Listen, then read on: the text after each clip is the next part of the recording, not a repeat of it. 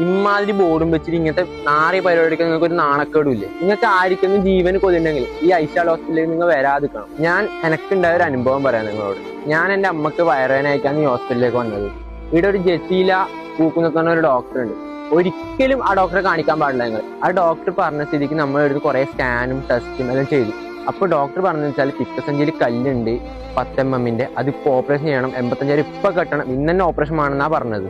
ഏതോ ഒരു ദൈവദൂതനെ പോലെ എടുത്തൊരു സ്റ്റാഫ് വന്നിട്ട് പറഞ്ഞു, നിങ്ങളിപ്പോ സെക്കൻഡ് ഒപ്പീനിയൻ എടുത്തിട്ട് ഒരു ഓപ്പറേഷൻ ചെയ്താൽ മതി, ഒരു ഡോക്ടർ ഒപ്പീനിയൻ എടുത്ത് ഓപ്പറേഷൻ ചെയ്യണ്ട പറഞ്ഞു. അതുകൊണ്ട് നമ്മൾ നേരെ മംഗലാരം പോയിട്ട് ഇവിടുന്ന് പറഞ്ഞ അതേ സ്കാനും എല്ലാം നമ്മൾ അവിടെ നിന്ന് ചെയ്തു.